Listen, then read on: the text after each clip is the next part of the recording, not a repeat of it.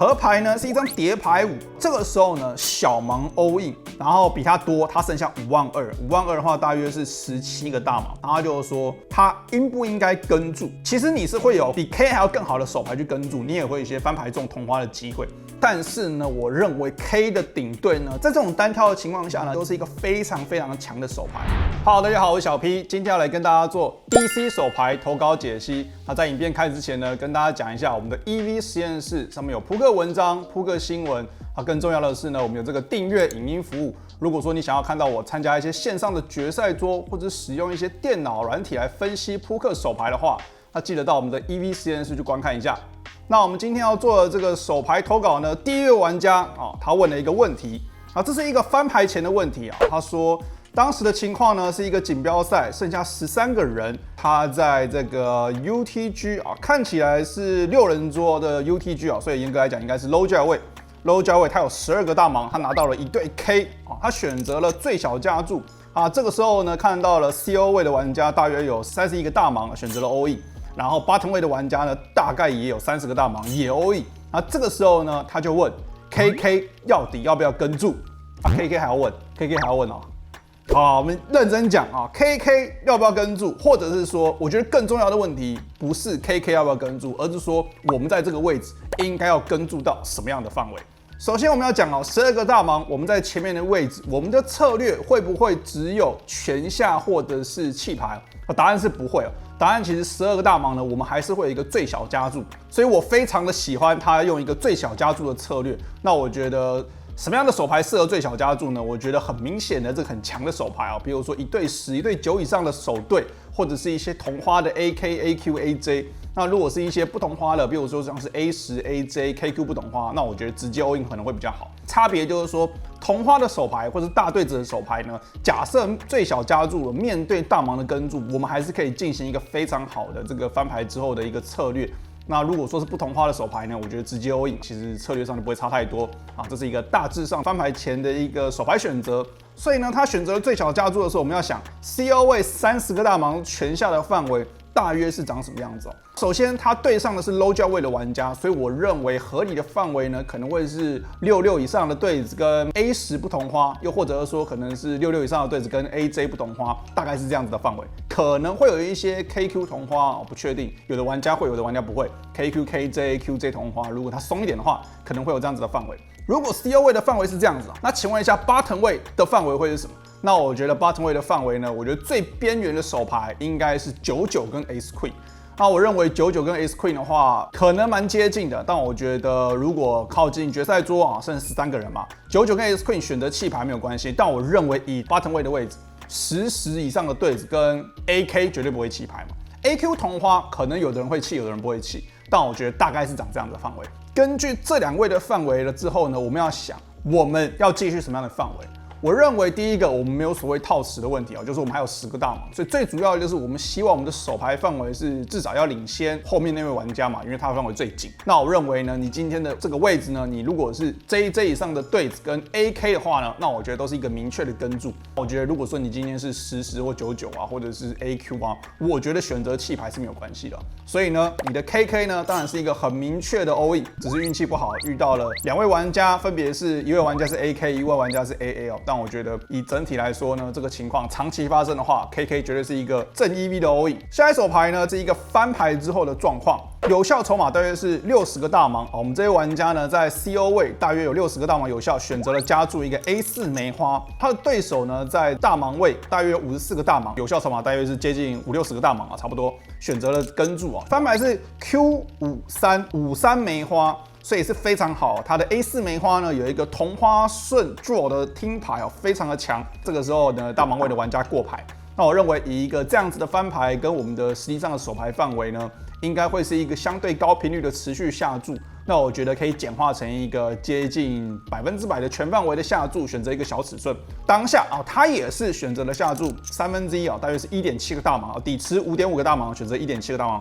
非常的合理。我认为这个筹码深度的话，其实可以考虑下注大一点但我认为这个差别不大，所以他下注大盲位的玩家跟注，这时候看到转牌是一张方块8。大盲位的玩家又过牌，这位玩家当下的转牌选择过牌。那我们来讲一下翻牌大盲位跟注的范围会是什么样的范围？以一个预设策略来说呢，大盲应该要跟注到所有的对子，当然顶对不用讲，中对也不用讲。然后底对大部分的玩家也都应该要跟注，这个是对子的部分。那如果是没有对子的部分呢？那我觉得至少要是有一些比较好的卡顺或者是双头顺的听牌啊，比如说像4-6同花、A2、A4，或者是6-7不同花，我觉得6-7同花都算是一个合理的跟注范围。那如果说是高牌的话，我觉得至少要有一个 K10带一张梅花，或者是 KJ 带2张红桃，我觉得类似这样子的手牌范围会稍微合理一点。假设它是一个高牌的跟注的话，针对这样子的范围呢，我觉得转牌可以下注也可以过牌，差别是什么？差别是，如果我们认为我们下注半个底池或者是更大，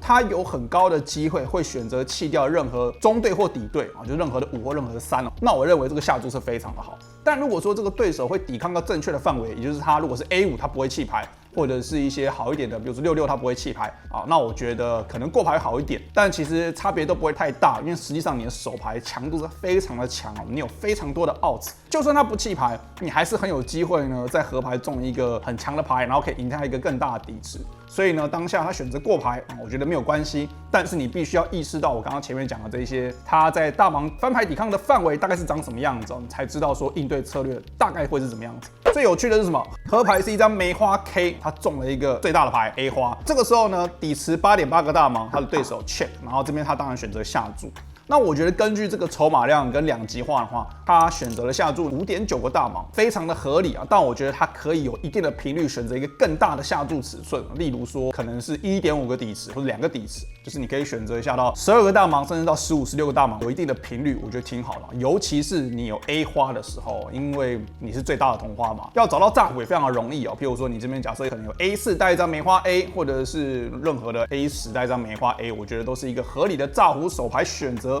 他选择下注5.9个大盲，这个时候呢，对手加注到14.5个大盲，他是最大的手牌，所以他现在只有2个选择要做。第一个，他一定是选择再加注，应该说2种尺寸选择，选择一个小的加注，或者选择全下。那当下这位玩家呢，他下注5.9个大盲，面对加注到14.5个大盲，这时候他选择了一个最小加注到25个大盲，他的对手选择了弃牌。他的问题是说，他合牌是不是应该要直接 all in？ 如果我是他的话呢，其实合牌面对这位玩家的过牌加注呢，我会认为他的范围里面就是同花。因为我觉得他如果是3条或者是2对的话，我觉得他应该会选择合牌主动下注，又或者说可能只会跟注。所以当他今天加注的时候，我觉得他的范围呢，要么就是同花，要么就是炸。根据这样的范围是什么？他的同花永远不会弃牌，他也不应该弃牌任何的同花。对上这样的范围呢 ，A 花的正确策略应该都是直接 all in。当然你可以有一个你自己的解释哦，比如说你认为你做一个小加注，他任何的2对都一定会跟注，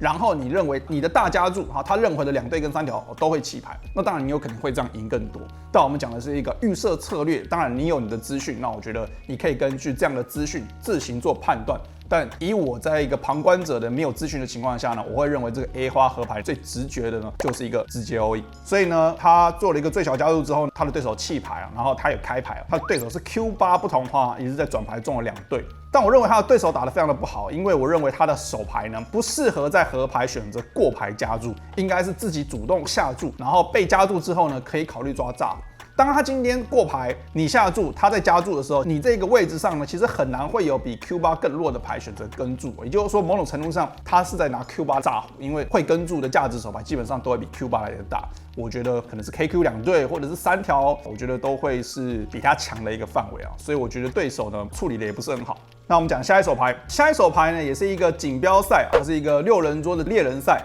当下的状况呢，有效筹码大约36、37个大盲。翻牌前呢，是bottom位的玩家选择加注到2.5个大盲，然后他在大盲位有6、7不同花，选择了抵抗。那我觉得第一个这也是合理的抵抗范围，没有问题。翻牌是953彩虹面，它是6、7嘛，所以有一个双头顺开4中顺子，开8也是顺，非常不错的手牌。这个时候呢，他选择过牌。那bottom位的玩家当下呢，选择了一个持续下注6.4个大盲的底池呢，他选选择下注2.5个大盲。这个时候呢，我觉得大盲位的玩家6、7呢，当然可以选择跟注或加注，我觉得都是可以接受的。这手牌呢放在一个加注的范围，我觉得挺不错的。原因是因为它是一个双头顺的听牌，然后它没有摊牌价值，但是它有机会。第一个，因为 bottom 位的持续下注，理论上的范围会是一个相对来讲比较宽啊，面对你的加注呢，很有可能会弃牌掉一个相当大的频率哦，所以我觉得直接让对方弃牌是一个挺好的一个手牌选择，所以他选择了一个加注。当下这个玩家选择加注到5500，我觉得有一点小。如果说真的要选一个小尺寸的话，可能是6000、6500，我觉得是比较合理一点。那当下选择加注到5500的话，我觉得也不是到太糟啊。那这个时候呢，bottom 位玩家跟注转牌呢，非常好的牌哦，转牌开一张8，所以他击中了一个最大的顺子。这个时候呢，他选择了过牌。那我觉得重点是什么？重点是我不知道他用什么样的频率让他转牌，有的时候过牌，有的时候下注，又或者是说，如果他的策略是他转牌中了顺子，他永远都过牌的话，很明确的，这个就会是一个错误的策略。也就是说，他必须要用一些乱数的方式，让他有时候在转牌下注，有的时候在转牌过牌。所以呢，当下呢，他的选择是在转牌过牌。这个时候呢，他的对手选择了下注17.4个大盲的底池呢，选择下注14个大盲。那我认为他在这个地方呢，还是有2个决策可以做，他可以选择跟注，也可以考虑加注。我觉得2个都各有各的好处。那为什么说各有各的好处呢？原因是因为当今天对手如果是 A9的话，你选择加注，他很有可能愿意在这个转牌呢把所有筹码都投入。但是如果说今天你只用跟注，合牌开了一张6，开一张7，开一张10，他的这个 A9可能就不会支付你筹码。那同理啊，如果说今天是10以上的对子，合牌开一张 A， 这个时候你选择过牌，他也有可能会选择过牌。转牌加注跟跟注啊，各有各的优劣势，那取决于说当下你认为对手炸胡的频率高不高，又或者是说，当你今天认为对手在翻牌会跟注的范围相当的宽的时候呢，他更有可能在转牌跟合牌做炸胡。所以我觉得这个要分析很多状况，那再加上你是怎么样选择一个过牌跟下注的一个频率，稍微复杂一点。反正呢，他当下选择了跟注，那只是跟注的话呢，我觉得这手牌很明确的问题是在这个合牌哦，合牌是开一张 Q， 这个时候呢，我认为他的预设策略应该要是过牌。因为他在转牌跟注的时候呢，他就应该是认为合牌大部分的情况下呢，这个对手会炸，或者是说会自以为在价值下注一些，比如说 AAKK 或者是2对3条等等的手牌，那你就希望包含他的炸胡也会持续的下注。但是这位玩家当下呢，在合牌选择了直接 all in 17个大盲，那我认为这就不符合他前面一条街跟注的这个逻辑，所以我觉得比较不符合逻辑一点。那实际上他 all in 了之后，他当然认为自己是赢定了嘛，但是他竟然看到对方的手牌呢是10J 不同花，也就是他在翻牌呢是一个 J high， 转牌有一个双头顺的听牌，然后合牌中了一个 Q， 中了一个更大的顺子，那他就会问说，这手牌他到底怎么样处理比较好？刚刚讲到，我觉得翻牌的加注频率我觉得相当的不错，过牌跟注跟过牌加注我觉得都可以，或者是主动下注，但合牌呢是绝对不会领先下注。如果转牌只是用跟注的话，所以这手牌呢算是运气不好，转牌中了顺子，但是输了，蛮可惜的。下一手牌呢，我觉得算是我现在看起来里面相对来讲呢，也没有到特别难，但是这是一个比较少见啊，大部分的玩家应该比较没有经验的一个状况。这是一个单挑的情况，当时是弃牌到小盲位，他的对手呢选择了加注到接近3个大盲啊，1500、3000选择加注到8500。那这个时候呢，大约有效筹码是27个大盲，我们可以视为大约是30个大盲左右。他说他在大盲位选择跟注 K6 不同花，他有一张红桃6，有一点关键的手牌。因为等一下会跟这个红桃6有一点关系。翻牌是 K15还是 K75？ 他说我忘了，我们假设是 K15 好了。3张红心哦，代表说是一个同花的牌面。这个时候呢，底池大约是2万。小盲位选择下注一个6500，大约是1/3，算是一个合理的一个下注尺寸。大盲位选择了跟注啊，当然它有一个顶对带一个红桃6，那更不用讲。转牌是一张梅花 Q， 这个时候呢，小盲持续下注了17500，底池大约是33000，他选择下注17500，大约是半个底池左右。这个时候大盲位的 K 的顶对应该都是一个很明确的跟注，更不要讲它还有一张红桃，所以是一个更明确的跟注。合牌呢是一张叠牌5，这个时候呢小盲all in，然后比他多，他剩下52000，52000的话大约是17个大盲，然后他就说他应不应该跟注？他当下的选择呢是跟注，然后他输了啊，对手是一对 K， 那他问我说合牌是不是跟注？首先我们先看一下合牌，我们应该要跟注到什么样的范围？在这种单挑的情况下呢，其实顶队都是一个非常强的手牌，所以我认为这个跟注呢是非常的合理。当然你说你有没有更好的手牌可以跟注？我觉得你有机会会有一些什么5的对子，合牌中3条。5的对子的话，一定是带有一张红桃，因为你翻牌跟注、转牌跟注，你如果没有红桃的话，基本上你是跟不住的。所以你会有一些，比如说 Q5不同花带一张红桃都有机会，或者是 J5都有机会在翻牌前。所以其实你是会有比 K 还要更好的手牌去跟注，你也会有一些翻牌中同花的机会。但以一个顺序上来说呢，除了同花明显的跟注 ，Full House 明显的跟注，然后顺子你也有机会有 J9，但是呢，我认为 K 的顶队呢，在这个范围里面还是算一个相对好的顶队，尤其是什么？尤其是对方如果有可能拿 KJ 或者 K9 all in。在这个合牌是什么样的状况？在这个合牌是你踢脚是用不到，因为转牌开 Q， 合牌开5，变成是55KKQ， 变成是踢脚在台面上。所以这个时候呢，其实你的踢脚不重要。某种程度上，我觉得有一张红桃是一个挺好的状况，因为阻挡了对方有红桃的机会。